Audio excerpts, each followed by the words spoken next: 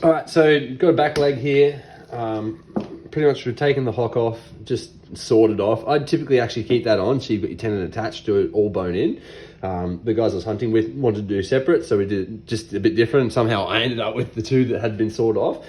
But pretty much you can see like there's lines all throughout this, and that's kind of like your actual cuts of meat. And what I'm going to do is just realistically show you some of the easiest ways, or what I've found to be a very easy way to break it all down. Now, there's a few different methods that you can kind of hit and do, where you can kind of get in and peel it with your fingers and stuff. And we're going to do bits and pieces of that, plus just kind of using the knife to make your starts. One thing you could do is take the whole bone out. So if you wanted to get rid of the shank, the actual bone, you would cut along here, and just dissect it from there. But all we're going to do is just break it up a little bit more. So I'm just going to cut away, because that's just all sinew essentially.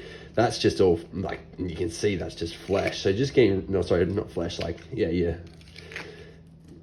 connective tissue essentially. So pretty much what that does is it just reveals a little bit more. I'm just going to get rid of that one. It just reveals your actual shank bone there a little bit more, and breaks it off from what the rest is. And get on in there and break that back a bit. And it starts to peel this stuff off. So you can see already it's starting to kind of show you like that is a muscle in through there. So this one you can start to get your fingers in, like that through there is essentially, that needs to be cut. So give it a straight cut, break that off a little bit. And you can start to maneuver, and you can feel that kind of separates all through there. So you can either pull it all with your hands, or just get in there with the knife and help to break it all up. And that just gives you that separation. Got a little bit of a muscle, there we go. And it gives you that separation between the actual muscles. So coming through, realistically, you have a look at that, we'd probably cut it off from where it really would connect. So just slicing it straight off is fine. You can peel that all back really quite simply and come across the muscle there. So I'm just gonna try pull that skirt up a bit. Skirt, it's not even a skirt, it's just a bit of meat. And there you go, it kind of just pulls back the folds of what things are. So you can go through and break that up. Now, typically what I would do is actually just cut straight through, like use the bone and go straight along the bone. Because I'm doing the video, I'm gonna make it a little bit more proper and use the actual muscle guidance a little bit more. So like breaking down into the muscles a bit better.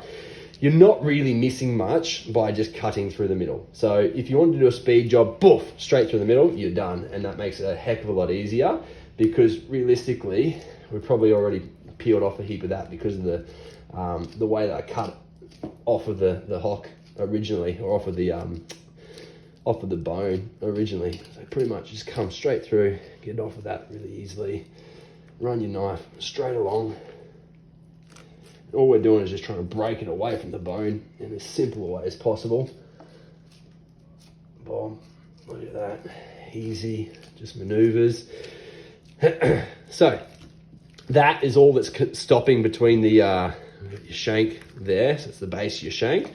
So you can either come in from underneath, you can come in from above. We're just gonna get in and break that away as a segment. It's interesting because of trying to do it for the camera and maneuvering around in angles that I probably wouldn't usually really do, but got to do it for the gram, you know. So that's then broken that whole segment away. Just going to break some of this stuff off.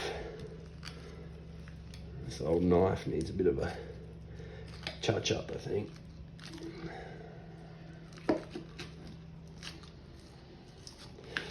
So therefore you start to break it away from that. I might break that all off as well. I'm just going to try to do a very clean-ish job, or cleaner job for you guys, so you can see how easy it is to actually break it down.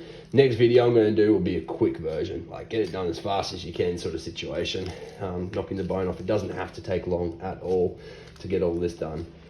So let's just make sure we've knocked this off properly. It's just like a, oh, there we go, down and around, slicing through, slicing underneath, along that bone, boom, boom. And this is all from me. It's just come from trial and error. Like literally, I just practice every single deer that I get. I do some more butchering, and that's how I then get to practice doing some more butchering, essentially. Hopefully that's still in frame. Yeah, so then we can go through, break all of that off. Like I said, have a look at that. It's just all connective tissue type of stuff. So once again, doing some things I probably wouldn't do usually because of the video. Cutting across myself. And then you've got top half of your legs with all the cuts. You got your bottom shank. Pretty much all we want to do is just slice all of that back and around. It's just breaking it back down so it's kind of dead hanging. Get a lot of that connective tissue. I mean, really all of that is just like scraps for the dog if you want. But that is your shank then. So all we want to do is find your joint. So you can see it kind of maneuvering there. So you just want to cut around through your joint. What do we got here?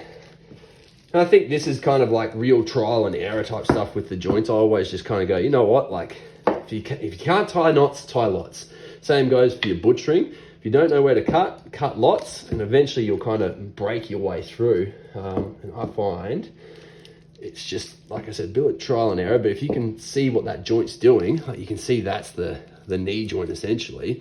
We just need to keep breaking down that sinew, keep cutting through all of that stuff.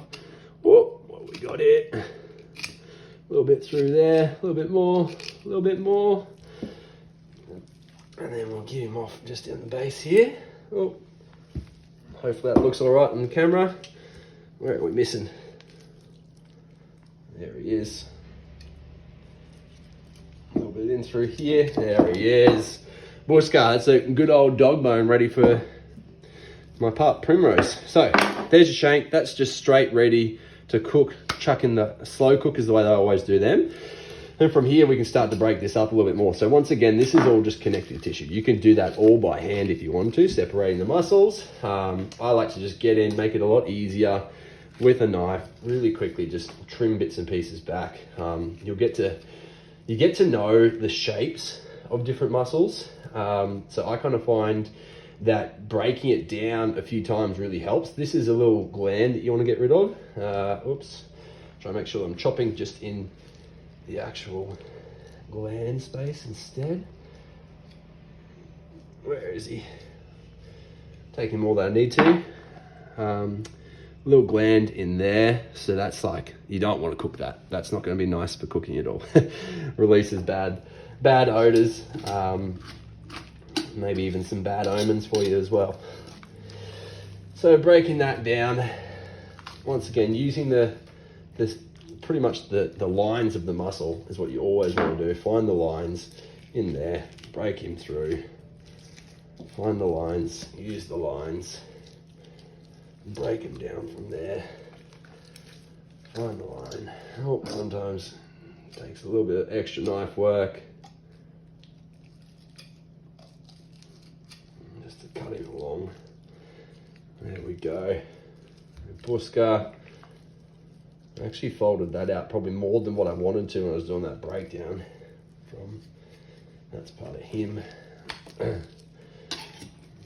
So when I butcher up or quarter up an animal, I'll typically leave it for a week in the fridge. This guy's had a week in the fridge, just hanging out. Boom, boom, boom. And then up here, same goes. What have we got going on here? Bit of connective tissue in the base here still. Breaking it down. I think the biggest thing to know is like, there's no right or wrong way to do it. Like, yes, if you're a butcher, there's definitely a right way to do it. But for us folk, just getting out, having a crack, like one of the best things you can do is just do it and do it some more. Get in and have a play. Break it all down. I mean, this is actually, let's just break it off. Let's have a look. There he goes. You can see your line there once again. Straight line from the muscle. It's showing us what to do. Break him off. It's our rump up the top. Oh, cut him along the top there. Buska. We've got our round through here. You can kind of see it's just sitting off there. There's a little line through there. Knife, once again, needs a little bit of an extra run around. And then, boom. Here we are. So that's chopped off of there. That's actually broken off of it a little bit more. And that's realistically around through there. You can see that line. You just want to chop through there. I'm not going to really do it too hardcore a job here because I wanted to show that you can do it pretty quickly even when you're doing it well. So let's just quickly break that one off. Cut him down along there. There we go. So when you're piecing it together, some of it can just be burger. Like if you ever get little offcuts and bits and pieces, it can be burger. That is your rump. That's really good as just to roast. You can slice it up. You can do steaks and stuff, but I really prefer that just as like a straight roast. Salt, rosemary, something like that is great.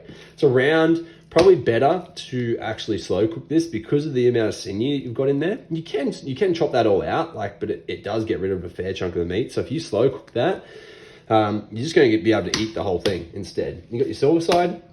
This is really good for typically for either jerky. You can silver side it, like actually brine it up. That's a good little thing to do with it, is brine it. Literally just punch holes all through it. If you don't have an actual way of doing it properly with the injectors, you just punch holes all through it, salt, water, and yeah, chuck it in there. It's good to go. Brine it all up. This is all all extra cuts that could just go straight into mince. We'll call it mince for now. You got your top side. So there's a few ways to kind of do this one. Oh, look at that. I missed a little. So this part is actually what I thought this part was. This is the eye of the silver side. So that's part that you can, once again, you can do all that stuff with it. You can actually just use that for straight steaks. It's not too bad. If you cut really thin, like less than like a centimeter thickness, real thin, quick sear on each side, that works a treat for that little cut. It actually tastes really quite nice. Same for this bad boy. It would work really well. Just you could do a little roast with that. It's like I don't know, for me, it's not even a full meal, but yeah, little slices for steaks, and then you've got this one, which is your top side, and I love that for steak. Just really thin steaks the whole way through. And that's kind of the way I'd break it down. So realistically, slow cook for your shank and your round. That's a little roast. This is like a slow cook, or I'd say that's a slow cook. I actually did a pastrami with that the other day. It was incredible.